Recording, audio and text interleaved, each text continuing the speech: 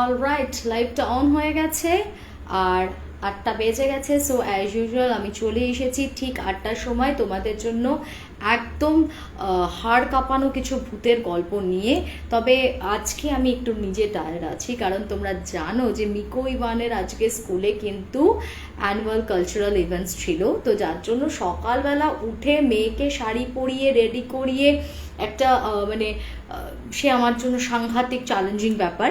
তো সেগুলো করে তারপরে আবার ওদের স্কুলে গিয়ে সেখানে ওদের পারফরমেন্স এনজয় করে আমি একটু টায়ার্ড হয়ে গেছি। তারপরে হাতে সময়টা খুব কম ছিল, বাড়ির তো হাউস হোল্ড ডিউটিস থাকে, সেগুলো করতেই হয়। আচ্ছা, অরিজিৎ মজুমদার লিখছে হাই শ্রেয়া, পারমিতা মণ্ডল লিখছে হ্যালো সুন্দরী, ওকে থ্যাংক ইউ। অদিতি পল লিখছে হ্যালো। আচ্ছা, সমাপিকা গাঙ্গুলি লিখছে হাই দিদি হ্যালো, এসে গেছি। ঠিক আছে, সবাই আস্তে আস্তে জয়েন করতে থাকো। তো আজকে তো বলবোই, আজকে শুধু সৌন্দর্য না, আজকে না আমি একটা ধামাকা, আমার কাছে ছিল এই শাড়িটা একটা খুব স্পেশাল একটা শাড়ি। কারণ এটা একদম যাদের বাড়িতে রেগুলারলি পুজো হয় বা যারা অ্যাকচুয়ালি সবাই মিলে হয় না, অনেক সময় কমিউনিটিতে পুজো হলে একটা থিম বেসড কাপড় পরতে সবাই খুব পছন্দ করে, যে চলেন আমরা সবাই মিলে এক রকমের শাড়ি পরবো। তো তাদের জন্য একদম বিজয়া দশমী স্পেশাল একটা শাড়ি আজকে আমি দেখাবো, একটা অসাধারণ কালেকশন। তার আগে একটু সবাই লাইভে জয়েন করে যাক, যেটা বলছিলাম যে তোমাদের জন্য আজকেও প্রচুর গল্প তো বলবো, তবে যতটা আজকে আমার শরীর ভয়েস পারমিট করবে ততটাই বলবো, কারণ আমি নিজে আজকে একটু টায়ার্ড এবং লাইভ সেশন করতে গেলে এনার্জি লেভেল যদি একটু ল্যাকিং হয় তাহলে সেক্ষেত্রে কিন্তু একটু মুশকিল হয়ে যায়। তোমরা আস্তে আস্তে সবাই জয়েন করো, আমি একটু ওয়েট করছি অ্যান্ড তারপরে আমি স্টার্ট করব, কারণ আমার স্ক্রিনটা না কয়েকটা কমেন্ট দেখানোর পর আবার হঠাৎ দেখছি ব্ল্যাঙ্ক হয়ে গেল, বুঝলাম না কি। আচ্ছা, আমি জানি না শ্বেতা মুখার্জি, শ্বেতা আমাদের সাথে জয়েন করেছে কিনা। আমাকে জানিয়েছিল যে আগামী মঙ্গলবার সম্ভবত 10 তারিখ ওর বার্থডে। তো আমাদের প্রত্যেকের তরফ থেকে শ্বেতাকে many many returns of the day. Shweta happy happy birthday. একটা খুব কঠিন সময়ের মধ্যে দিয়ে একটু যাচ্ছে, তো ওর জন্য অনেক অনেক ভালোবাসা রইল, অনেক শুভেচ্ছা রইল। আশা করি এই ক্রাইসিসের টাইমটাকে ও কাটিয়ে উঠতে পারবে এবং খুব তাড়াতাড়ি নিজের পায়ে নিজে শক্তভাবে দাঁড়িয়ে অবশ্যই ফাইট ব্যাক করতে পারবে এই সিচুয়েশনটাকে। ঠিক আছে, তো এটা এখন এই মুহূর্তে ওর জন্য সব থেকে বড় উইশ আমার, যে ও আগে নিজের পায়ে নিজে একটু দাঁড়িয়ে যাক, কারণ এটা না হলে কিন্তু বর্তমানে মেয়েদের পক্ষে একটু সব কিছু অ্যাডজাস্ট করে চলাটাও বেশ মুশকিল হয়ে যাচ্ছে। গুড ইভিনিং, খুব সুন্দরী লাগছে লিখছে জয়িতা ভৌমিক সিং। ওকে, আচ্ছা ঠিক আছে, আস্তে আস্তে অনেকেই জয়েন করে গেছে, যখন আমি আর দেরি করব না। অনেকেই আমার সঙ্গে কিন্তু শ্বেতাকে হ্যাপি বার্থডে উইশ করছে। তো শ্বেতা, তুমি খুব ভালো থেকো। ওকে, আচ্ছা, আজ তোমার মেয়েকে দারুণ সুন্দর লাগছিল শাড়ি পরে, থ্যাংক ইউ সম্পাদি। শম্পা মণ্ডল লিখছে। সো হ্যাঁ, আজকে বেশ অনেক বাচ্চারা কি হয়, ওদেরকে তো রেগুলার আমরা শাড়িতে দেখি না, তো শাড়ি তারপরে মাথায় ফুল টুল লাগিয়ে একদম একটা ডিফারেন্ট লুক ক্রিয়েট হয়েছিল, খুবই অন্যরকম মিষ্টি লাগছিল, ঠিকই তাই। আচ্ছা, চলে এসেছি ডিয়ার লিখছে পূজা দলুই, আর কঙ্কনা সামন্ত লিখছে দারুণ লাগছে। ওকে, এবার তাহলে বলি আস্তে আস্তে, যখন অনেকেই জয়েন করে গেছো লাইভে, বাকি যারা দেখবে তারা তো রেকর্ডেড লাইভটা শুনতেই পাবে। আজকে আমার আর শাড়ি আর জুয়েলারি দুটোই কিন্তু স্পন্সার্ড। একটা অসাধারণ নেক পিস অলং উইথ অসাধারণ একটা ইয়াররিংস কে পাঠিয়েছে, কিভাবে তোমরাও এরকম জুয়েলারিস পেতে পারো, সব ডিটেলস দেবো। আর তার সাথে একটা অসাধারণ শাড়ি, শাড়িটার বৈশিষ্ট্যই হচ্ছে একদম বিজয়া দশমী স্পেশাল একটা শাড়ি। তো প্রথমেই বলি, শাড়িটা আমাকে পাঠিয়েছে চন্দ্রিমা চ্যাটার্জি। চন্দ্রিমা চ্যাটার্জি এটা একটা পিওর খাদি শাড়ি আমাকে পাঠিয়েছে, একদম বাজেট ফ্রেন্ডলি রিজনেবল প্রাইসে। কারণ দেখো, আমি যেটা দেখাই সেটা খুব লজিক্যাল জিনিস দেখাই, যে এই ধরনের শাড়ি এটা একদম টিপিক্যাল বিজয়া দশমী স্পেশাল শাড়ি। দেখো, আমি আবার রিলসে ভালো করে দেখিয়ে দেব, আপাতত দেখো একজন ভদ্র মহিলা, সে কি সুন্দর মায়ের দুগাল ভরে সিঁদুর দিচ্ছেন। এটা একদম দশমী স্পেশাল শাড়ি এবং এই শাড়িটা আছে পুরো পিওর খাদি কটনের ওপরে। ওকে, সো দেখে নাও তোমরা, এটা একদম দশমী প্রিন্টে যাচ্ছে।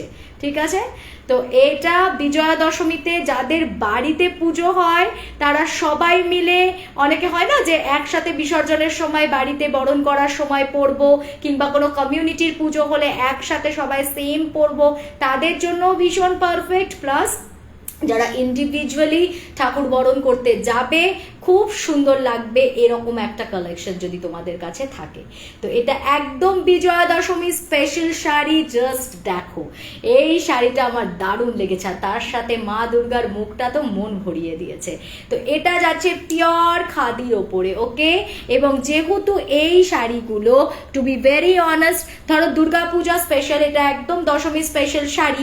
সচরাচর কি হয়, আমরা মানে অকেশন স্পেসিফিক শাড়িগুলো রিপিট করি না, মানে সেগুলো আমরা হয়তো ধরো তোমার এমনি নর্মাল কোনো খাদির শাড়ি আমরা 12 মাস পরতে পারি, কিন্তু এই শাড়িটা হয়তো আমরা দশমীর দিনই আমরা অকেশনালি পরবো, তারপর তো খুব একটা আমরা পরতে পারবো না। নর্মাল কোনো ডেতে এই শাড়িটা একটু বেমানান লাগতে পারে, ভালো লাগলে পরাই যায়, বাট অনেক সময় আমরা থিম বেসড শাড়ি পরতে পছন্দ করি, সেই কারণে এটার প্রাইস রাখা হয়েছে including shipping only 550 all over West Bengal, including shipping, বা তুমি ধরে নাও ওটা ফ্রি শিপিং, এটার প্রাইসই যাচ্ছে 550, এবং অল ওভার ওয়েস্ট বেঙ্গল তুমি এটা ডেলিভারি পেয়ে যাবে।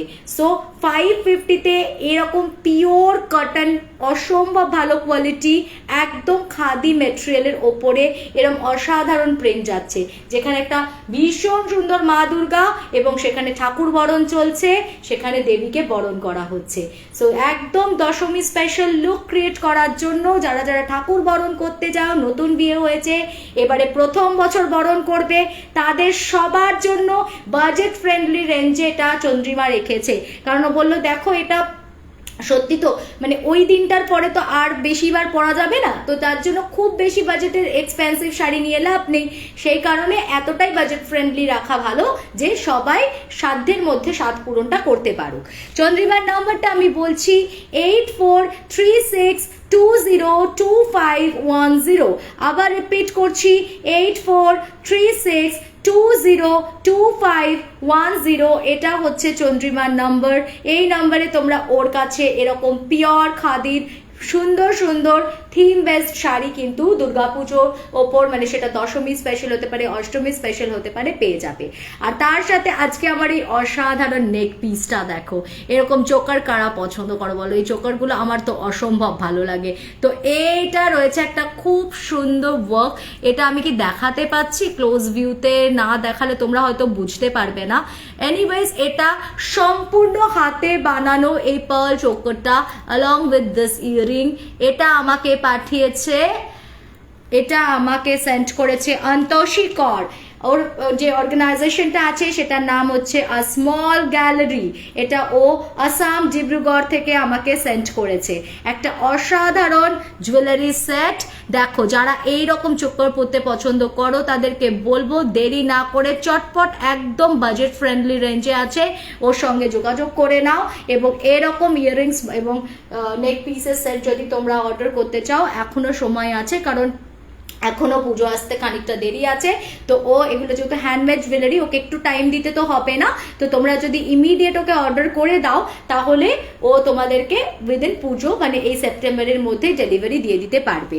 সো ডিব্রুগড় থেকে, আসাম থেকে, সত্যি বোধহয় আসামের মানুষদের হাতের কাজ না ভীষণ সুন্দর হয়।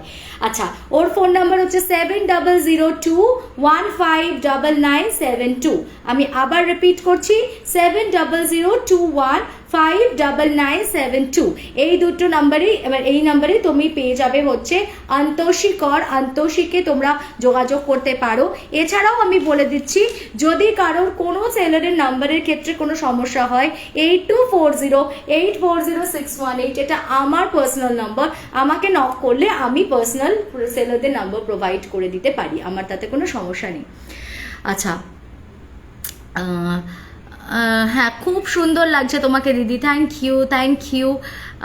চোকারটাও খুব সুন্দর লাগছে, এক্স্যাক্টলি নীলাঞ্জনা, চোকারটা অসম্ভব সুন্দর জানো, এটা ভীষণ সুন্দর দেখতে, মানে আমি কালকে পারলে রিলসে একবার ক্লোজ ভিউতে তোমাদেরকে দেখিয়ে দেবো এই চোকারটা, এটা ভীষণ সুন্দর দেখতে।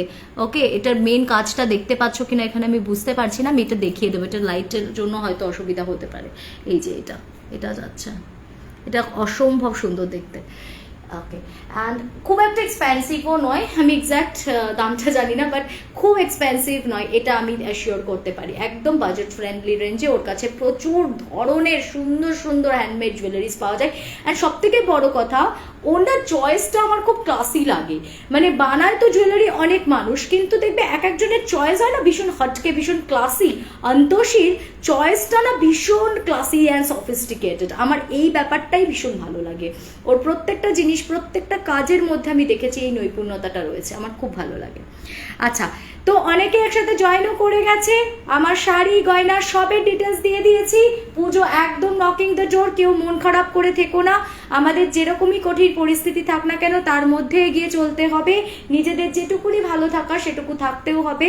তাই যার যার ইচ্ছা করছে যে চলো ঠিক আছে, সাইডে একটা শপিংও তো রাখতে হবে। নতুন যারা বউ আছে তারা এবছর তাদের ফার্স্ট পুজো, তাদেরও একটুখানি কেনাকাটা করতেই হবে, কারণ কিছু তো শাড়ি গয়না কিনতে ইচ্ছা করেই বাচ্চা বাচ্চা মেয়েদের।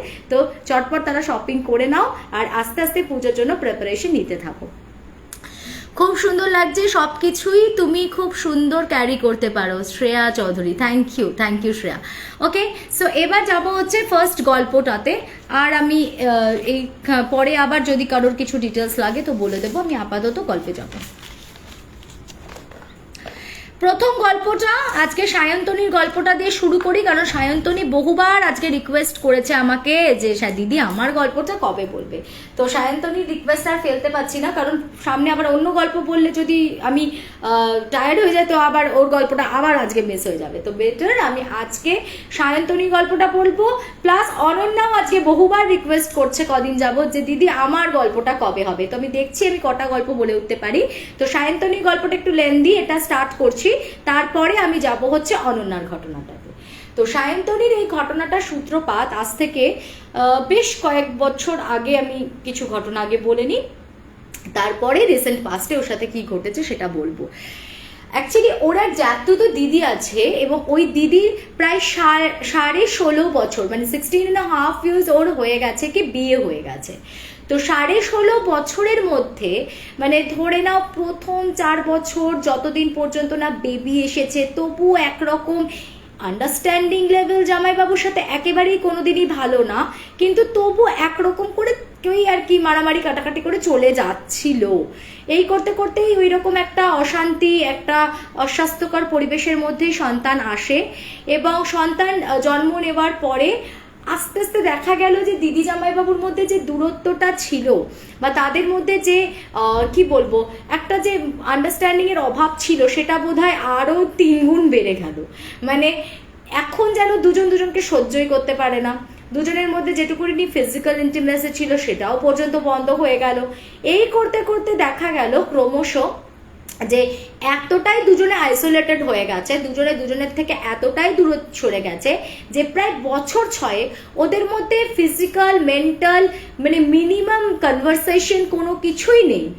এই রকম যখন চলতে থাকে দীর্ঘদিন যাবত, মানে প্রথম 4 বছর, তারপরে বেবি হয়েছে, তারপরে আরো 6 বছর, টোটাল 10 years এরকম কন্টিনিউ চলতে থাকার পর স্বাভাবিকভাবেই ওর দিদির তো ব্যক্তিগত জীবনের কিছু চাহিদা থাকতেই পারে।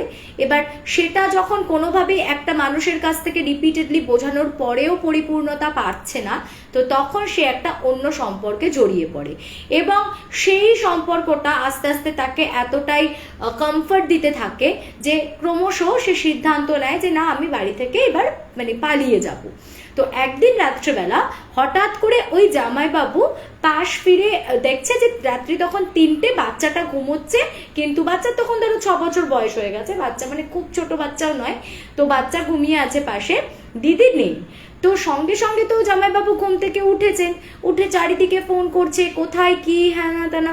এবং তাদের কিন্তু আয়রন ফ্যাক্টরি এবং জামাইবাবুর প্রচুর পয়সা, আর্থিক দিক থেকে কিন্তু কোনো সমস্যা নেই, মানে লাভিশমেন্টের সাথে তারা লাইফ লিড করে। তো দিদিও কিন্তু কোনোদিন আর্থিক দিক থেকে কোনো ভোগান্তি ওনাকে ভুগতে হয়নি, মানে টাকা পয়সা সব উনি দিতেন। কিন্তু মেইন যেটা কনসার্ন বা তাকে ভালোবাসা, অ্যাটাচমেন্ট, তার সাথে মেন্টাল বা ফিজিক্যাল একটা মানে রিলেশন ডেভেলপ করা, সেই জায়গাগুলো দীর্ঘদিন যাবৎ কিন্তু খামতি থেকে যাচ্ছিল। তো এটা আমি কথা প্রসঙ্গে বলি যে আমার সাথে দীর্ঘদিন যেহেতু প্রচুর মেয়েদের কথা হয় এবং প্রচুর মেয়েরা তাদের নানান রকম প্রবলেমস যেহেতু আমাকে শেয়ার করে, এটা এই মুহূর্তে দাঁড়িয়ে কিন্তু সমাজের একটা প্রচণ্ড ভাইটাল প্রবলেম। আগেকার দিনে লোকে বলে না যে কেন হতো না, এর পেছনে কিন্তু কারণ আছে। কারণ আগেকার দিনে মানুষ এক্সপোজারই পেতো না, তো হবে কি করে? আজকে বাড়ির ঠাকুমাকে দাদু পেটাচ্ছে কি, সেই ঠাকুমাকে আগের দিন আমি গল্প বলেছি তোমাদেরকে যে গায়ে চিনি ছিটে দিয়ে তারপরে বেঁধে দিত, পিঁপড়ে এসে খেয়ে নিত, সারা গায়ে কামড়ে পিঁপড়ে এরকম দাগড়া দাগড়া করে ফুলিয়ে দিত। তো তার তো বাইরে যাওয়ার মানে সুযোগও ছিল না, কারোর সাথে মানে মিট করারও কোনো প্রবাবিলিটি ছিল না, এবং কাউকে ভরসা করারও জায়গা তৈরি হওয়ার মতন ছিল না। তো যার জন্যই তারা সেটা মেনে নিত। কিন্তু এখনকার দিনে যেহেতু সোশ্যাল নেটওয়ার্কিং সাইটে বলো কিংবা বিভিন্ন জায়গায় মেয়েরা যেহেতু ওয়ার্কিং, তারা অফিসে যাচ্ছে, তাদের বাইরের জগতে এক্সপোজার আছে, তো সেখানে তারা একটা ভরসা করার মতন সেকেন্ড হ্যান্ড খুব সহজে যেটা পায় সেটা আগেকার দিনে পেতো না, তো এখন পেয়ে যাচ্ছে। সেক্ষেত্রে আমার মনে হয় যে প্রথম থেকেই না সম্পর্কগুলোকে ভীষণ যত্ন করাটা ভীষণ দরকার। মানে সেটা সবার ক্ষেত্রে ভীষণ প্রযোজ্য, মেয়েদের ক্ষেত্রেও আমি বলছি, ছেলেদের ক্ষেত্রেও, ভাইস ভার্সা, এটা একতরফা তো হয় না। তো যত সম্পর্ককে মানে চেরিশ করবে, মানে যত সুন্দর করে তার নার্চারিংটা হবে না, তত আমার মনে হয় যে সেটা সুস্থিরভাবে থাকবে। কারণ এখন আগেকার মতন ওই রকম টেকেন ফর গ্রান্টেড নিয়ে নিলে কিন্তু রিলেশনশিপ টেকানোটা খুবই মুশকিল, কিন্তু খুবই দুঃখজনক এটা। এখনো মানে কখনো কখনো হাজব্যান্ড ওয়াইফকে বা ওয়াইফ হাজব্যান্ডকে কিন্তু দেখা যায় যে ভীষণভাবেই আছে ঠিক আছে, মানে সেই গুরুত্বটা যতটা একটা ওয়াইফ ডিজার্ভ করে বা হাজব্যান্ড ডিজার্ভ করে দিয়ে থাকে না। তো এক্ষেত্রেও সেটাই হয়েছিল। তো মেয়েটি একসময় অসম্ভব ভালো মেয়ে ছিল।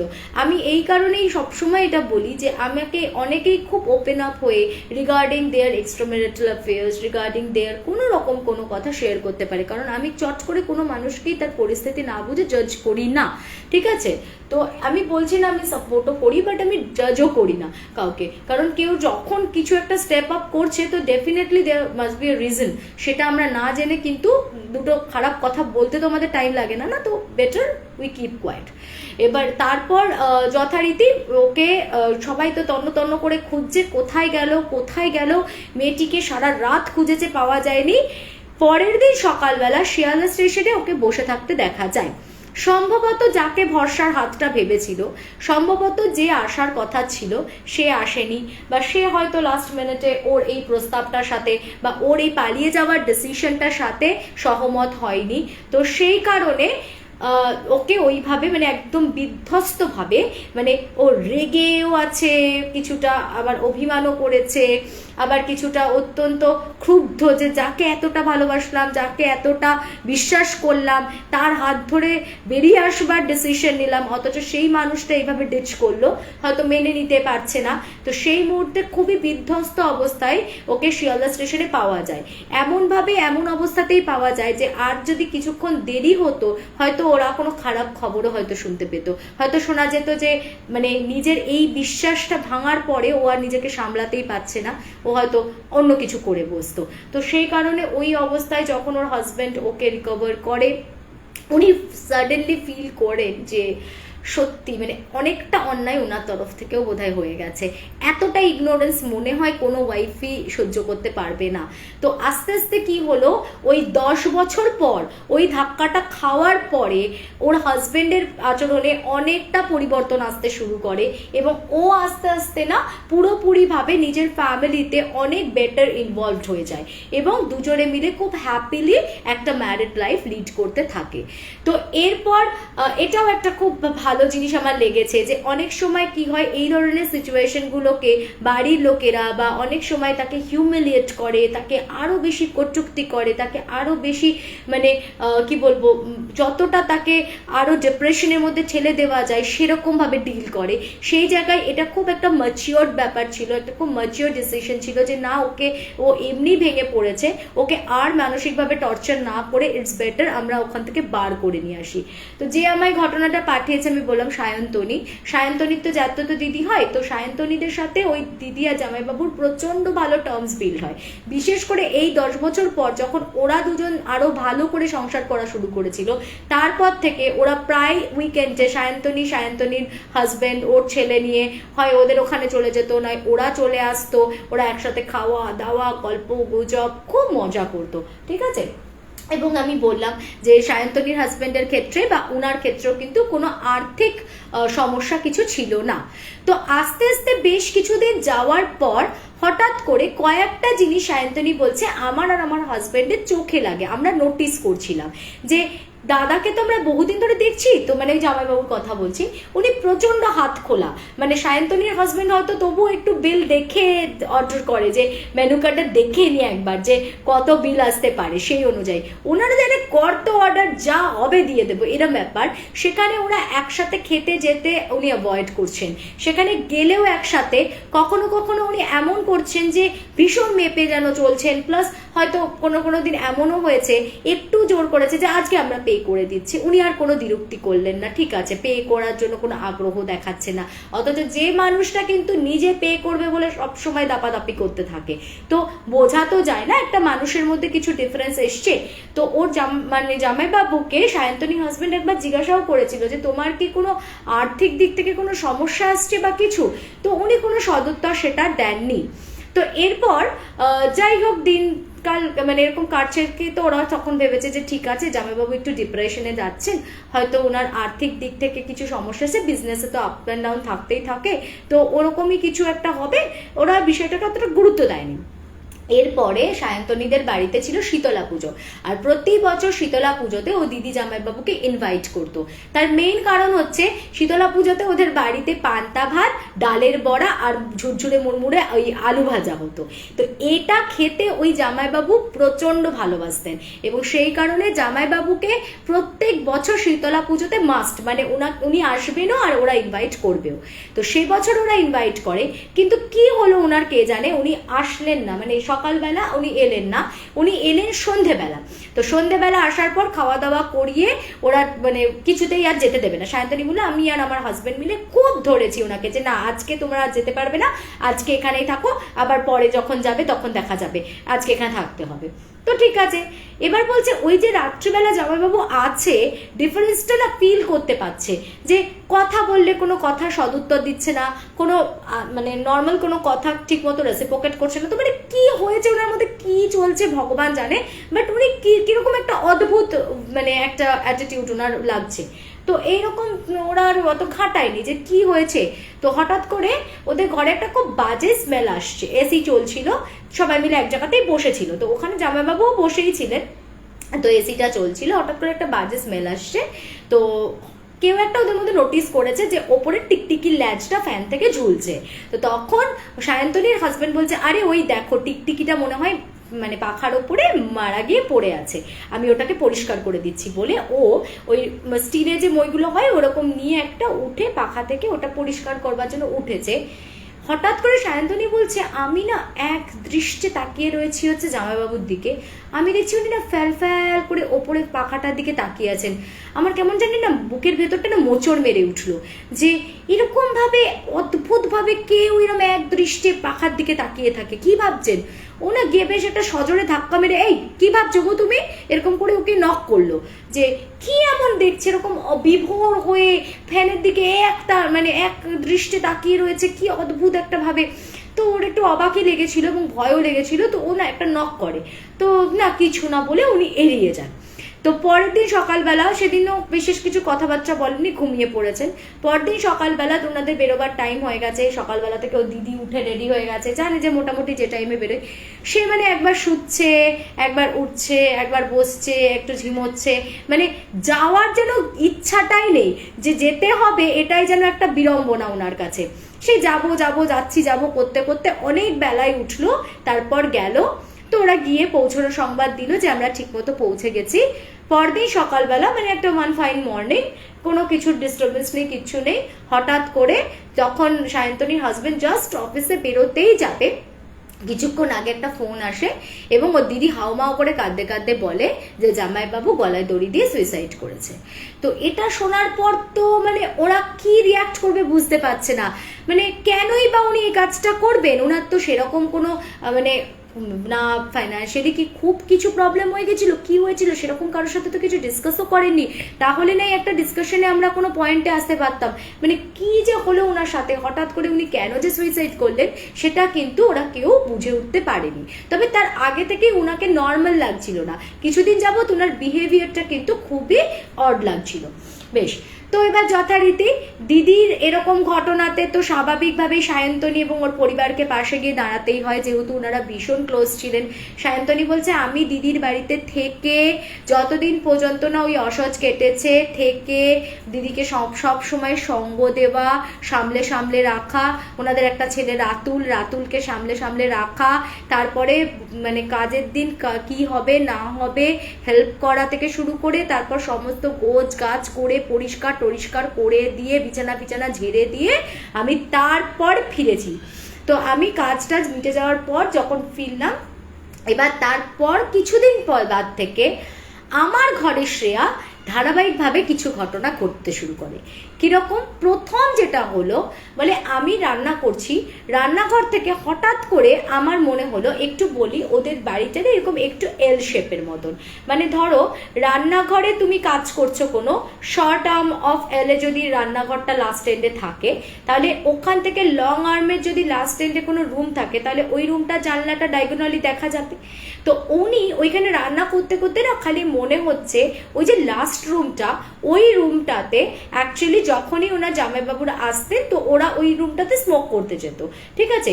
তো ওখানকার জানলাটা দিয়ে পরিষ্কার, যেরকম সিগারেট খেলে যেরকম তোমার ধোঁয়া বেরোয় না, তো ধোঁয়াটা তো দেখা যায় যেরকম, তো পরিষ্কার ওরকম মনে হচ্ছে যেন বিড়ি বা সিগারেট খেলে যেরকম ধোঁয়া বেরোয় ওরকম যেন ধোঁয়া বেরোচ্ছে জানলাটা দিয়ে।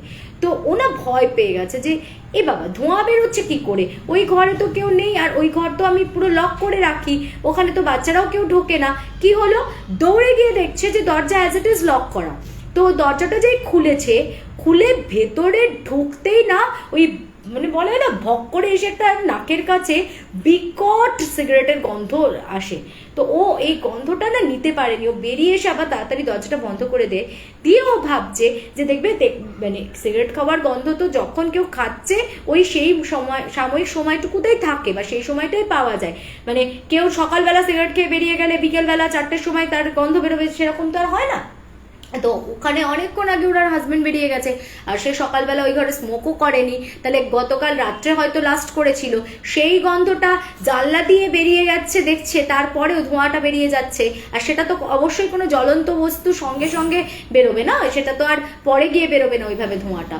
তো কোনো এটা লজিক মাথা মুন্ডু বিশ্লেষণ কিছু খুঁজে পেল না, ওর প্রচন্ড ভয় লাগলো, দরজাটা বন্ধ করে দিয়ে চলে আসে। তারপর থেকে শুরু হলো সারা বাড়িতে মানে যখন তখন যে কেউ ওরকম খালি স্মোকিং এর গন্ধ পেত। এবার আরো যদি আসতে থাকি, বলছে যে এরপর শুরু হলো সারা বাড়িতে মনে হতো একটা কালো রঙের অবয়ব, মানে একটা পরিষ্কার কালো ছায়া, একটা ট্রান্সপারেন্ট অবয়ব টাইপের, সেই জিনিসটা যেন মনে হচ্ছে হঠাৎ করে মানে ডাইনিং এ বসে খাচ্ছে, তো খেতে খেতে বলছে মাথাটা তুলছি, যেন মনে হলো পিলারের পাশ দিয়ে সেট করে ঢুকে গেল। কে ওখানে? বলে দৌড়ে গিয়ে দেখছে কোথায়, পিলারের পাশে তো কেউ নেই। তারপরে বলছে একদিন মানে ওদের ব্যালকনি আছে, তো ব্যালকনির ওখানে হঠাৎ মনে হচ্ছে কেউ যেন একটা দাঁড়িয়ে আছে। এই কেড়ে বলে দৌড়ে যেতেই বলছে পরিষ্কার চোখের সামনে মনে হলো যে ব্যালকনির ওপাশে যেন কেউ একটা ওই রকম কালো একটা অবয়ব হয় না, যেরকম করে আমরা রেলিং টোপকে ঝাঁপ দেয়, ওই রকম ভাবে রেলিং টোপকে না যেন মনে হলো এক ঝাঁপ দিল। তো আমি নিচে তাকিয়ে দেখছি কোথায় কি, কিচ্ছু তো নেই। এরকম মানে এরপর এইরকম উপদ্রব প্রচন্ড শুরু হলো যে একটা কালো অবয়ব, এবং এই অবয়বটা বারবার মানে ওই বিশেষ করে ওই যে ঘরটা যেখানে ওরা স্মোক করতো সেই দরজাটা যখনই খোলা হতো পরিষ্কার যেন মনে হতো দরজাটা খোলার সাথে সাথে একটা কালো মতন কিছু জানলা দিয়ে ঝাঁপ মেরে নেমে বেরিয়ে চলে গেল। এই জিনিসটা বারংবার ওদের ফিল হয়েছে। এরপরে ঘটনা আরো ভয়ানক দিকে যেতে থাকে, যখন ক্রমশ দিদি মানে সায়ন্তনী নোটিস করতে থাকে যে রাতুলের মানে রাতুল তো হচ্ছে ওই জামাইবাবু ছেলের নাম, ওর তার মানে এটা হচ্ছে কোন এক খুড়তো ভাই হচ্ছে, তাই তো?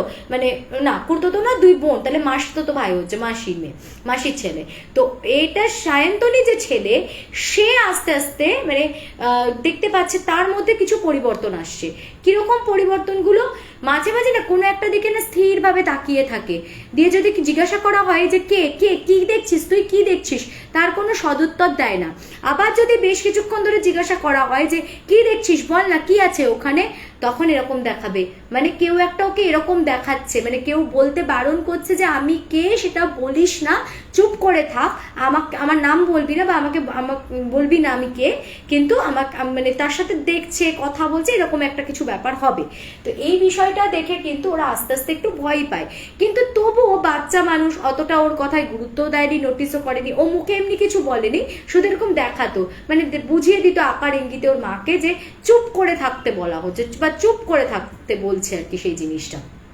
তো একদিন ওর মা রান্না করছিল, সায়ন্তনী একদিন রান্না করছিল, বলে শ্রেয়াদি আমি রান্নাঘর থেকে শুনতে পাচ্ছি আমার ছেলে একদম মানে খিলখিল করে হেসে হেসে কারোর সাথে খুব কথা বলছে, খুব কথা বলছে। আমি দৌড়ে গিয়ে বলছি যে বাবান তুই কার সাথে এত কথা বলছিস? আর সেদিনকে আমার ছেলে বলে ফেলেছে, ওই দেখো না মাম্মাম, আজকে মেশো বলছে যে রাতুল দাদাকে একবার দেখতে যাবে, একবার আমাকে নিয়ে যাবে রাতুল দাদার কাছে। আর এই কথাটা শোনার পর লিটারালি ও এত ভয় পেয়ে গেছে, ও জানে এত ছোট বাচ্চা, তার মধ্যে তো এরকম ভূতের কনসেপ্টে ঠিক মতো জেনারেট করেনি, তাহলে সে কি করে বানিয়ে বানিয়ে এরকম কথা বলবে।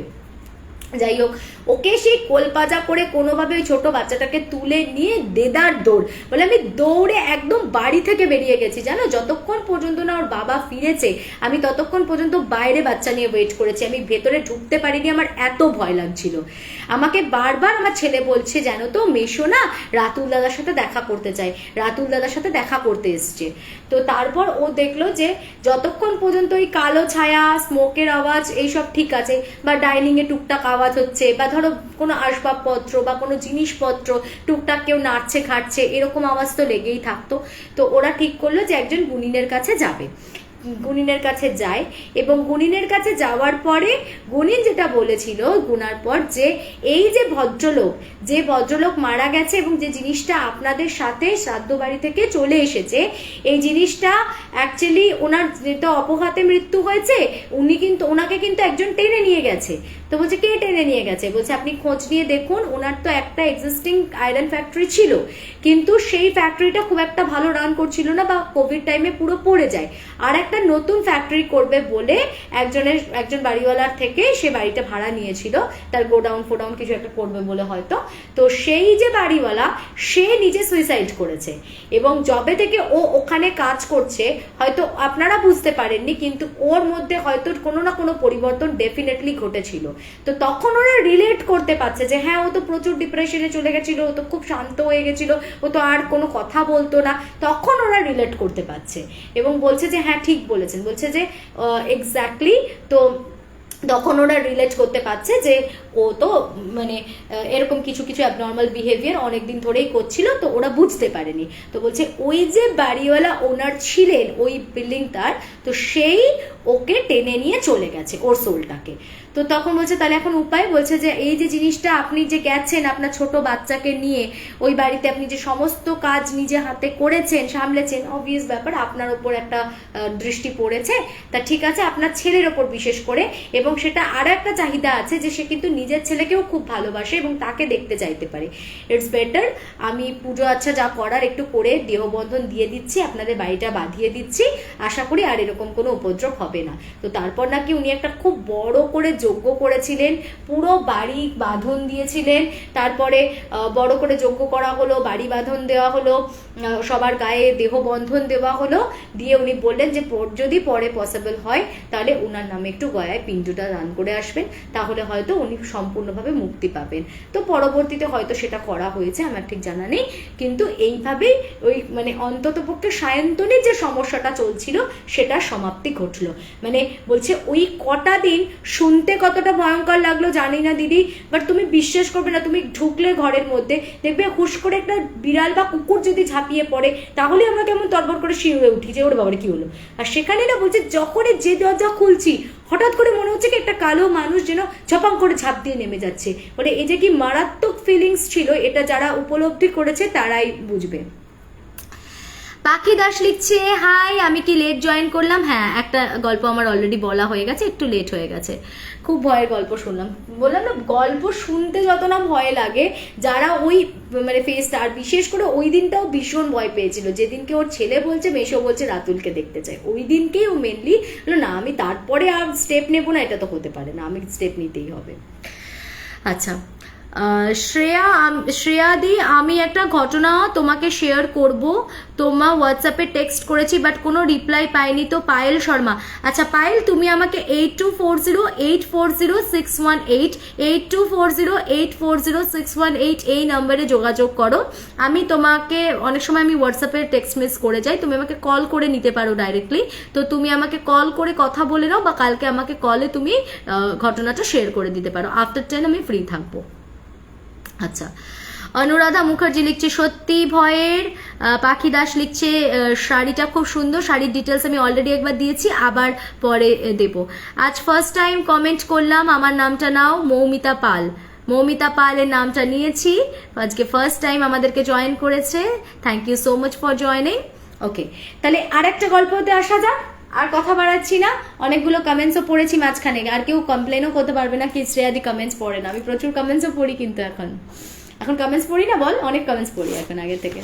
আগে গল্প বলে দিত, পরপর গল্প বলে দিতাম, মানে তাকাতামই না কমেন্টসের দিকে, এখন সেটা করি না। আচ্ছা, এরপর নেক্সট কোন গল্পটা বলা যায়, দাঁড়া, এত গল্প কোনটা বলা হয়েছে কোনটা বলা হয়নি, বললাম না আমার সব গলিয়ে ঘেঁটে হয়ে যায়, তার মধ্যে তো আমি নিজে অর্ধেক গল্প খুঁজে পাই না। তো যাই হোক, আজকে আরেকটা যে গল্পটা বলবো, তাহলে অনন্যার গল্পটা বলে দিই, কেননা অনন্যা আমাকে বহুবার রিকোয়েস্ট করেই রেখেছে যে দিদি আমার স্টোরিটা প্লিজ বলো। অ্যাকচুয়ালি অনন্যার মাসি একজন বৃদ্ধা মহিলা, তো ওনার কি সরল সাজা ভয়েস, মানে উনি আমাকে স্টোরিটা পাঠিয়েছেন একদম তার সেই মানে আগেকার দিনে ঠাকুমা যেরকম গ্রাম্য ভাষায় যেভাবে গল্প পাঠাতো না, ঠিক ওই ভয়েসে আমাকে অনন্যার মাসি ঘটনাটা পাঠিয়েছে। উনি অনেক এজেড, ওনার অনেকটা বয়স হয়ে গেছে, আর ঠাম্মাদের কাছ থেকে গল্প শুনতে আমার কিন্তু একটু বেশি ভালো লাগে, তো যার জন্য আচ্ছা, তোমার বাচনভঙ্গি এত সুন্দর যে শুনতে এমনিই ভালো লাগে, লিখছে সন্ধ্যাশ্রী দাস। থ্যাংক ইউ দিদি। আচ্ছা, তো ঠাম্মাদের কাছে গল্প শুনতে আমি কিন্তু বেশি ভালোবাসি, তো ঠাম্মি তোমার জন্য আজকে এই স্টোরিটা আমি শোনাচ্ছি। ঠাম্মি হয়তো হবে না, আমার মাসিই হবে আর কি, অনন্যার মাসি মানে আমারও সম্পর্কে একটা মাসিই হবে। বেশ, তো মাসিমণি তুমি শোনো, তোমাকে স্টোরিটা বলি। তো এটা আজ থেকে বহু বছর আগের ঘটনা, তখন মাসি সবে বিয়ের পর কনসিভ করেছে, এবং বা তার ছোট বোধহয় সবে নতুন বেবি হয়েছে। তো সেই সময় কিছু প্রবলেমস চলছিল বলে তাদের পৈতৃক বাড়ি থেকে মাসি মেশো ডিসিশন নেয় যে ওরা একটা আলাদা বাড়িতে গিয়ে থাকবে। তো ওরা একটা বাড়ি ভাড়া নিয়েছিল, এবং সম্ভবত এটা ও আমাকে বলছে যে মালদা থেকে বলছে, আমি এক্সাক্ট লোকেশনটা জানি না, ঠিক আছে, এই মানে ঘটনাটার লোকেশনটা আমি বলতে পারবো না। তো যাই হোক, একটা প্রত্যন্ত গ্রামে, কোথাও খুব যে শহরের মধ্যে কোথাও না, একদম গ্রামের দিকে। তখনকার দিনে এত মানে বাড়ির মানে বিশালতা বা এত তার ধরে নাও ইটের বাড়িও হতো না, তখন ওই মাটির বাড়ি, আর মাটির বাড়ির ওপর গ্রামাঞ্চলে ম্যাক্সিমামই টিনের চাল করা থাকতো, ওরকম বাড়ি ওনারা ভাড়া নিয়েছিলেন। বললো দুটো ঘর আছে, দুটো ঘরের পাশে রান্নাঘর আছে, দুটো ঘর মানে ওই দুটোই হচ্ছে ইন্টারকানেক্টেড, এবং তার সাথে দুটো আলাদা এন্ট্রান্স আছে। ওরা দুটো দরজা ভেতর দিয়ে বন্ধ করে দিত, মাঝখানের দরজাটা খোলা থাকতো, আর বাইরের দিকে হচ্ছে রান্নাঘরটা ওরা রাত্রে শুতে যাওয়ার আগে লক করে দিত। তো ওই বাড়িতে জবে থেকে মাসিরা গেছে, ছোট বাচ্চাটাকে তো নিয়ে গেছে, মানে বাচ্চাটা সন্ধ্যেবেলার পর থেকেই বাচ্চাটাকে মানে কেঁদেই যেত, একটা সবসময় জ্ঞান করেই যেত, মানে কোনোভাবেই না ওখানে নিয়ে যাওয়ার পর থেকে বাচ্চাটা না সুস্থ বিহেভ করছে না, এক তুই সারাক্ষণ জ্ঞান করছে, কেঁদেই যাচ্ছে, কোনো মতে মানে একটুখানি সন্ধ্যের পর খেতেও না ভালো করে। তো বাচ্চাটার কিছু একটা সমস্যা হচ্ছে মাসি বুঝতে পারলো, এবং তার চেয়ে বড় কথা হচ্ছে আস্তে আস্তে এক সপ্তাহ যাওয়ার পর মাসি দেখছে ঠিক সন্ধ্যেটা হলেই ওপরের টিনের চালে রীতিমতো মনে হয় দুমদাম ধূপধাপ করে কেউ যেন একটা দৌড়ে বেড়ায়। তো মাসি বরাবরই কি করেছে, একটু সাহসী মানুষ, বেরিয়ে এসে না এরকম চালের ওপরে উকি ঝুঁকি দিয়ে কেড়ে কেড়ে করে দুবার হাঁকও দিয়েছে, কিন্তু কোনো সদুত্তর উনি পাননি। তো এরকম মাসি দেখছে বেশ কন্টিনিউ এটা হতে থাকে, মানে অনেকবার, মানে এবং যতক্ষণ পর্যন্ত না মাসি কিছু মানে একটা রিয়াক্ট করে বলতে উনি ম্যাক্সিমাম করতেন কি, উনি শঙ্খ বাজাতেন। তো মাসিটা প্রথম দিনই বলছে দেখি তো একটু শাঁখ বাজিয়ে দিত, একটু উলু দিয়ে দিত, মানে গ্রামের দিকের মানুষ তো কিছু টোটকা ওনার জানা ছিল। তো উনি ওই যখনই চালের ওপর ওরকম দুবদাব দুবদাব আওয়াজ হচ্ছে, সাড়া দিলেও কেউ সাড়া দিচ্ছে না, আবার ধরো কেউকে দেখতেও পাচ্ছে না, মাসির যখন ভয় লাগে মাসি কি করেছে, ওই সারা বাড়িতে গঙ্গা জল ছিটিয়ে আর ওরকম শাঁখ বাজাতে শুরু করে। যেই শাঁখ বাজাতে শুরু করে সঙ্গে সঙ্গে ওই আওয়াজটা বন্ধ হয়ে যায়।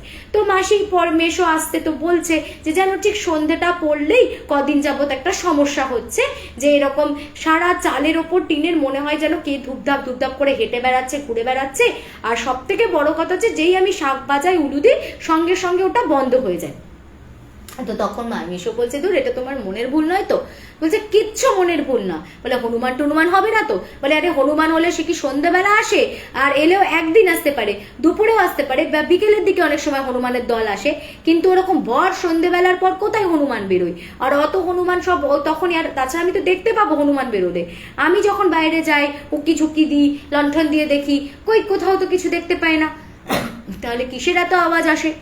তো মেশো বললো ঠিক আছে আর কটা দিন দেখো, হতে পারে কিন্তু কেউ তোমাকে ভয় দেখাচ্ছে বা কিছু। তো বাড়ির যে ওনার সে থাকে কিছুটা ডিস্টেন্সে, আর ওনারা আলাদাই থাকেন আর কি, মানে এটা একটা পুরো সেপারেট বাড়ি, এখানে কিন্তু ওনার ধারে কাছেও থাকে না। তো এই বাড়িটা পুরোটাই ওদেরকে এনজয় করতে দিয়ে দিয়েছে ভাড়া হিসেবে। ঠিক আছে, তো ওরা বেশ এমনি বাড়িটা খুবই ভালো ছিল, ওদের তিনজনের পক্ষে যথেষ্ট স্পেসিয়াসও ছিল।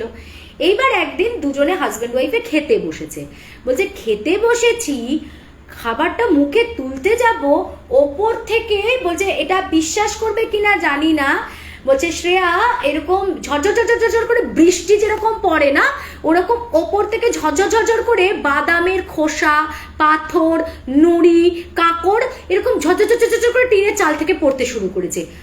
আমরা না ভ্যাবা চাকা খেয়ে গিয়ে উঠে বসে বলছি এটা কি হচ্ছে, আর মাটিতে বসে খাচ্ছিল। তো মাসি মাটিতে বসে খাচ্ছে, তো এবার মানে পুরো একদম পাতের মধ্যে থালার মধ্যে এসে পুরো খাবারগুলো নষ্ট হয়ে গেল, ওদের খাবারটা পুরো একদম মানে আবার তাহলে নতুন করে রেঁধে খেতে হবে। খাবারের সমস্ত যাবতীয় ভাত থেকে শুরু করে তরকারি থেকে শুরু করে সমস্ত কিছু নষ্ট হয়ে গেল, মানে ভাতের মধ্যে পুরো বাদামের খোসা, নুড়ি, কাকড় ভর্তি হয়ে গেল। এবার ওই মানে ভদ্রলোক কি করেছেন, মানে মাসির হাজবেন্ড মেশো কি করেছেন, আবার একটু উঁচু করে মই নিয়ে দেখছে যে চালের কোনো ফুটো আছে বা চালে কোনো ফাঁক আছে, কোথাও ফেটে গেছে। আরে একটা জিনিস নিচে পড়তে গেলে ঝরঝর করে তো একটা ফাঁক লাগবে, চাল দিয়ে তো পুরো সেট করা, এত বৃষ্টি পড়ে, বৃষ্টির এক ফোঁটা জল ঢোকে না ঘরে। আমাদেরকে মানে ওনাদেরকে নাকি বলেছিলেন যে এত ভালো করে টিনের চাল দেওয়া আছে, শেড এত সুন্দর করে করা আছে, ঘরে এক ফোঁটা জল ঢুকবে না। সেখানে কি করে খেতে বসে ওরকম ঝরঝর করে মাথার উপর থেকে নুড়ি, কাকড়, বালি পড়ছে। সেদিন কিন্তু মেশোরও একটু ভয় লাগে, দেখছি সত্যি টিনটা তো কোনো জায়গায় ফাটা কিচ্ছু নেই, তাহলে এরকম কি করে হলো? এবার এইরকম নাকি বলে প্রায় 3-4 দিন হয়েছে ওদের সাথে। খেতে বসছে, ভাতটা বেড়ে যেই খাওয়ার গ্রাসটা মুখে তুলতে যাবে সেই সময় হঠাৎ করে পুরো ওপর থেকে ঝরঝর করে ওই নুড়ি, কাকড় বলে আরো কি সব যেন বাদামের খোসা থেকে শুরু করে আরো যত রাজ্যের ধুলো, বালি, নোংরা, ঝুল চুল সব কিছু ওপর থেকে ঝরঝর করে পড়তে শুরু করে। তো এই জিনিসটা কদিন হয়, তারপর একদিন রাত্রেবেলা নাকি ওরা শুতে গেছে। সে শুতে গিয়ে বলে যেন মনে হচ্ছে রান্নাঘরে পাশে পুরো তোলপাড়, ওখানে মানে খাতা খুন্তি উল্টে পাল্টে সে কি যে হচ্ছে। তো তাড়াতাড়ি করে মাসি আর মেশো ভেবেছে কি চোর এসছে নাকি। তো ওরা বেরিয়ে যখন দেখতে গেছে তখন দেখছে যে সত্যি পাশের রান্নাঘরে কিন্তু একদম যেরকম ওরা তালা দিয়ে ঘুমেছে সেরকম তালা দেওয়া। তো কাজেই রান্নাঘর কেউ খোলেও নি, কেউ ঢুকতেও পারবে না ভেতরে, তাহলে রান্নাঘরের ভেতর থেকে এত আওয়াজ আসছে কি করে? আবার অত রাত্রে ওরা রান্নাঘর খুলে চেক করলো, তো দেখলো সব অ্যাজ ইট ইজ নিজের জায়গায় রয়েছে। তো বুঝতে পারলো না যে কি হলো বিষয়টা। এরপর আর একদিন ঘুমিয়েছে, তো তো ওইরকম সারা রাত ধরে এমন টিনের চালে দাপাদাপি হচ্ছে কোনো একটা জিনিসের, যেন মনে হচ্ছে এক্ষুনি চাল ভেঙে পড়বে। অথচ মাসি আর মেশো দুজনেই লণ্ঠন নিয়ে যতবার বাইরে আসছে এরকম তুলে চেক করার চেষ্টা করছে যে কি হচ্ছে কি হচ্ছে, কাউকে কোথাও কিচ্ছু দেখতে পাচ্ছে না। অনেকবার সারা দিচায় কেড়ে কেড়ে করছে, কোনো উত্তরও নেই, কাউকে দেখতেও পাচ্ছে না। হ্যাঁ, মানে তখন ওরা বুঝতে পারলো যে এটা কোনো নর্মাল কিছু ঘটছে না। তো তারপরে মাসি কি করলো, একটা অন্য বাড়ি মানে ভাড়া নেবে আর করছিল, তো দেখলো যে ঠিক আছে ভাড়া নিয়ে লাভ নেই, একটা বাড়ি ওরা কিনবেই করছে, তাহলে একটা বাড়ি কিনেই নেওয়া যাক।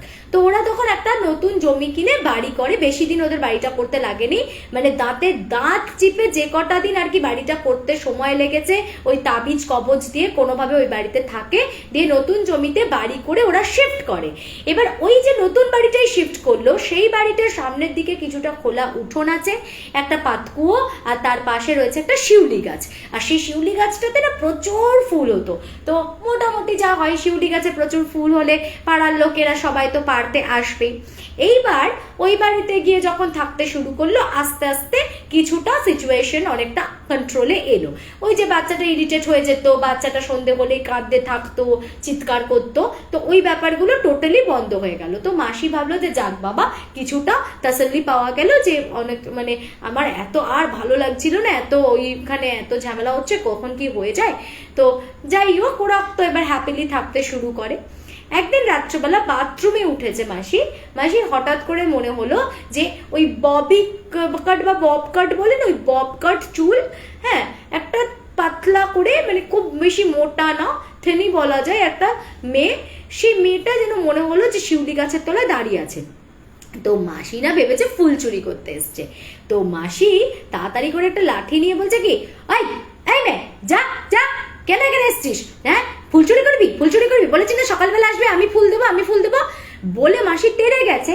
তেড়ে যেতেই না আর দেখতে পাচ্ছে না, মেয়েটা মানে রীতিমতো চোখের সামনে ভ্যানিশড। তো মাসি বলছে যে কি হলো। এবার মাসির চিৎকার চেঁচামেচি শুনে মেশো উঠে পড়েছে। মেশো এসে তরকারি বলছে যে কি হলো কি করছো তুমি। তখন বলছে, আরে বলো না, এক্ষুনি তো আমার মনে হলো যে এখানে একটা মেয়ে দাঁড়িয়েছিল, মনে হয় ফুল চুরি করতে এসেছিল, আমি ওই জন্য তাড়া দিতেই পালিয়ে গেছে। তখন মেশো বলছে, এই শোনো, এখন কটা বাজে জানো, এখন রাত্রি 1:30 বাজে, রাত 1:30টার সময় তোমার মনে হয় কেউ ফুল চুরি করতে আসবে, চলো এখান থেকে, কিছু ভুল দেখেছো তুমি। তো মাসি বলছে যে না, আমি দেখলাম একটা পরিষ্কার মেয়েকে দেখলাম, এইরকম ববিকার চুল, তারপর পুরো বর্ণনা দিয়ে দিচ্ছে যে এরকম একটা মোটামুটি রোগা পাতলা করে, আমি দেখেছি মেয়েটাকে। এবার যাই হোক, আবার মেশো সেদিনকে বুঝিয়ে বাজিয়ে তো মাসিকে নিয়ে শুয়ে গেছে। পরের দিন আবার মাসি উঠেছে ওয়াশরুম যাবে বলে। এইবার মাসি আবার নোটিস করেছে বাথরুমের ওখান থেকে যে ওই শিউলি গাছের তলায় একটা মেয়ে দাঁড়িয়ে আছে। এবার মাসি না এরকম একটা লাঠি নিয়ে চুপি সারে আস্তে আস্তে পা করে পা টিপে ওর কাছে গেছে। আর যত কাছে যাচ্ছে মেয়েটাও না এরকম মুখটা বাড়িয়ে দিয়েছে। এবার মেয়েটা যখন মুখটা বাড়িয়ে দিয়েছে, মাসি ওই অল্প আলোতে যেটুকুনি বোঝা যাচ্ছে, মানে ওই চাঁদনি আলোতেই বলতে পারো, মানে আমাদের চোখের তারা ওটা যেরকম তোমার চোখের সাদা অংশটা অনুযায়ী একটা প্রপোর্শনেট হলে তবে তো তোমার দেখতে ঠিকঠাক লাগবে। মনিটা তো পুরো সার্কেল করে একটা কভার আপ দেবে আমাদের পুরো হোয়াইট স্পেসটাকে, মানে একটা পয়েন্টের থেকে একটু বেশি হবে, আর বাকি পুরো পার্টটাই পুরো ফুল হোয়াইট। এবার জাস্ট ইমাজিন করো যে আমাদের চোখে তারাটা এরকম বড় কালো বলে একরকম লাগছে, যদি এটা একটা কালো ছোট্ট বিন্দুর মতো হতো আর বাকি পুরোটা একদম ডেড হোয়াইট হতো চোখটা, তাহলে কিরকম দেখতে লাগতো। ঠিক ওই রকম মেয়েটার চোখটা না পুরো একদম টানা বড় বড়, কিন্তু পুরোটা হোয়াইট কালারের, আর দুটো খুব মানে জল, মানে ওটা রাতের অন্ধকারে কেন বুঝতে পারছেন যে ওই একদম পয়েন্টের মতো দুটো যেন ওই সাদাটার মধ্যে জল করছে কিছু একটা, মানে সাদাটাও যেন চিকচিক করছে আর তার মধ্যে কিছু একটা জল করছে, মানে এইরকম একটা ভয়ঙ্কর দৃষ্টি। আর মেয়েটারা এরকম মাসির দিকে মুখটা এরকম বাড়িয়ে দিয়েছে, আর মাসি এরকম লাঠিটা নিয়ে এগোচ্ছিল, এরকম মুখটা বাড়িয়ে না এরকম একটা বিকৃত ভাবে হাসছে। তো মাসি ওটা দেখে বলছে, তবে রে বলে আবার যেই তেড়েছে, আর তখন সঙ্গে সঙ্গে আবার মানে একটা চিৎকার দিতেই সেই জিনিসটা যেন চোখের নিমেষে মিলিয়ে গেল নাকি পালিয়ে গেল, কি হলো বুঝতে পারছে না। তো তখন মেশো আবার দৌড়ে এসে বলছে, এই তোমার কি মাথা টাথা গেছে, কি করো রাত দুপুরে তো চিৎকার চেঁচামেচি করো কেন তুমি বাড়ির মধ্যে? বলে না তুমি জানো না ওখানে শিউলি গাছে চুরি করতে আসে একটা মেয়ে, আমি দুদিন দেখলাম মেয়েটাকে, এত ভুল হতে পারে? আজ তো আরো ভালো করে দেখেছি, যেন ওর চোখে তারা নেই, ওর চোখটা পুরো সাদা, তারপরে এরকম ভেতরে একটা ছোট্ট ছোট্ট কি চিকচিক চিকচিক করছে আলো, চোখ দুটো না সেই বিড়ালের মতো কটকট করে জ্বলছে, আমি দেখেছি ওই মেয়েটাকে। এবার মেশোর জিনিসটা ভালো ঠেকেনি, তো মেশো বলছে আর তুমি একে দেখতে পাও রাত্রি 1:30 2টোতেই দেখতে পাও, এ কি মানুষ নাকি? এ তো আমার অন্য কিছু মনে হচ্ছে, তাহলে চলো চলো তোমাকে একটু ঘরে আগুন ছুঁয়ে নিয়ে ঢোকায়। তো তারপরে ঘরে একটু আগুন টাগুন ছুঁয়ে নিয়ে তারপর মাসিকে ঢুকিয়েছে। এবার মেশো বলছে তুমি প্রত্যেকদিন যে ওঠো তোমার কি একবারও মনে হয় না যেটা ভোর রাত্রি নয়? তো মাসি বলছে না আমার তো মানে ভোর ঘুমের ঘরে মনে হয় ভোর রাত্রি, বলে এটা ভোর রাত নয়, সবে 1:30টাও বাজে না, 1:30 কি 1:40 এরকম সময় তুমি ওঠো আর ওই মেয়েটার কথা বলো, এই সময় কি কেউ ফুল চুরি করতে আসে বলো? তো বলছে তাহলে এটা কি বলো দেখি? তো বলছে একটা কাজ করি চলো, আমাদের তো আগের বাড়িতেও কিছু সমস্যা হচ্ছিল, আবার এখানে এসে আবার একরকম সমস্যা, তাহলে আমরা বরং একবার ওই কথা বলি, আমাদের যে পুরোহিত মশাইয়ের সাথে পরিচিতই আছে, কালকে একবার ডাকবো। তো পরের দিনকে যখন ওই পুরোহিত মশাইকে ডাকা হয় তখন উনি বলেছেন যে হ্যাঁ তুই ঠিকই দেখিস, এইখানে কিন্তু ওই যে শিউলি গাছটা ওখানে কিছু একটা আছে, কিছু একটা আছে বলতে তোরা আগে যেখানে থাকতিস সেখানে কিছু একটা এমন ছিল যে জিনিসটা কিন্তু তার নজরটা পড়েছে কিন্তু তোর ঘরে তোর বাচ্চার উপরেও, তাই সেটাই কিন্তু আকৃষ্ট হয়ে আবার এই বাড়িতেও তোর সাথে সাথে চলে এসেছে। তাহলে এখন উপায় বললো যে ঠিক আছে আমি দেখছি, আমি এমনি ঘরে যজ্ঞ করব, সবকিছু করব, বাচ্চাটাকে আমি প্রোটেক্ট করে দেব, কিন্তু ওই গাছটা কিন্তু ইমিডিয়েটলি কেটে ফেলতে হবে, ওই গাছটা এখানে রাখা যাবে না, ওই গাছটা থাকলে কিন্তু ওকে এখান থেকে নির্মূল করতে পারবো না আমি। তো ওরা বললো কোনো প্রশ্নই ওঠে না, গাছ দিয়ে কি যায় আসে, গাছ এক্ষুনি বললে এক্ষুনি কেটে দেবো। তো গাছ সঙ্গে সঙ্গে সেদিনই লোক লাগিয়ে পুরো শিউলি গাছটাকে কেটে দেওয়া হলো। এবং উনি বলেছিলেন যে ওই বাড়িতে ও তো কিছু দেখতে পায়নি আগের বাড়িতে, কিন্তু পরের বার এই মেয়েটির একটা অবয়ব দেখতে পেত, তো বলছে এই জিনিসটা নাকি ওই প্রথম যে বাড়িটায় ছিল সেই বাড়িটাতে কিছু একটা ছিল, সেটাই আবার বাচ্চাটার উপর আকৃষ্ট হয়ে এই বাড়িতেও চলে এসেছিল। যাই হোক, তো তারপর ওই গাছ কেটে দেওয়ার পর এবং আস্তে আস্তে দেহ বন্ধন টন্ধন করে দেওয়ার পর আর কোনোদিন কোনো সমস্যা সেরকম হয়নি, ওই মেয়েটিকেও আর কখনো দেখেনি, বা বিশেষত ওই যে নিয়ম করে একটা সময় ঘুম ভেঙে যেত, বাথরুমে যেত, ওই ব্যাপারটাও অনেকটা বন্ধ হয়ে যায়। তারপরে যখন উঠতেন উনিও ঘড়ি টড়ি দেখে ঠাউর করে নিতেন যে কটা বাজে না বাজে। তো এরকম একটা অভিজ্ঞতা, মানে সেটা কখনোই কোনো স্বাভাবিক অভিজ্ঞতা হতে পারে না একটা ওই রকম মেয়ে। এবং তাছাড়া গ্রামের মধ্যে জানো তো সবাই সবাইকে চেনে, তো বলছে মানে ওই মাসি ওই মেয়েটিকে কোনোদিন দেখেও নি, ওটা কার বাড়ির মেয়ে কি বৃত্তান্ত সেটাও পর্যন্ত মাসি কিন্তু জানেন না। তো এটা একটা খুব অদ্ভুত ইনসিডেন্ট মাসির লাইফে ঘটেছিল, বলে আমি যা ভয় পেয়েছিলাম, মানে সেই আমার মুখটা বাড়িয়ে না এরকম করে হাসছে আমার দিকে তাকিয়ে। তো ওই মানে এক্সপিরিয়েন্সটা ওই রকম একটা চাঁদনি রাতে শিউলি গাছের তলায় ডাইরেক্ট না করতে পারলে ঠিক ভূত মজাটা আসে না, না? তো এটা একটা মারাত্মক অভিজ্ঞতা কিন্তু ছিল। আচ্ছা, থ্যাংক ইউ মাসিমণি, এত মিষ্টি করে স্পেসিফিক্যালি ভয়েসটা যদি তোমাদের শোনাতে পারতাম, মানে মনে হচ্ছে যেন আমি কতদিনের চেনা, আমার সঙ্গে কত ভালোবেসে আন্তরিকভাবে উনি কথা বলেছেন। So I am really blessed and thank you so much আমাকে এত সুন্দর সুন্দর ইনসিডেন্ট শেয়ার করার জন্য।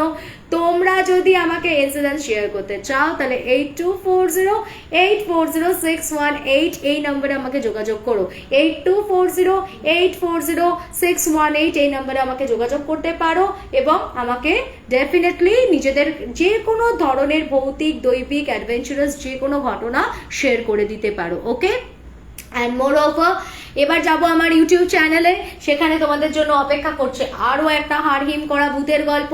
একবার চট করে বলে নিই, আজকে আমার শাড়িটা স্পন্সর করেছে চন্দ্রিমা চ্যাটার্জি, একদম বিজয়া দশমী স্পেশাল। দেখো মায়ের মুখে সিঁদুর খেলা হচ্ছে, এরকম সুন্দর একটা এটাকে কি বলে দেবী প্রতিমা, সেখানে সিঁদুর দিয়ে বরণ করছেন একজন মহিলা, একটা অপূর্ব ইউনিক কালেকশন, খাদি একদম রিজনেবল প্রাইসে আছে, তার প্রাইস হচ্ছে অনলি 550, কারণ যেহেতু এটা আমরা একটু অকেশন স্পেসিফিকই পরবো, সুতরাং খুব বেশি আননেসেসারি রেঞ্জে যাওয়ার কোনো মানেই হয় না। অ্যান্ড আর একটা আমার এই জুয়েলারিটা স্পন্সর করেছে হচ্ছে অন্তশিকর। যদি কেউ শাড়িটার জন্য কোয়ারি করতে চাও তারা চন্দ্রিমাকে যোগাযোগ করে নিতে পারো। চন্দ্রিমার নাম্বার হচ্ছে 8436202510।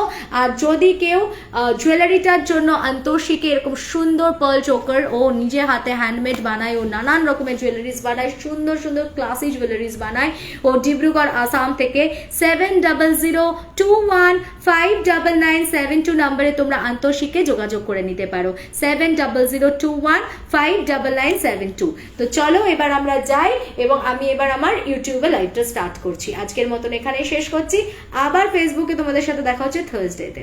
তারা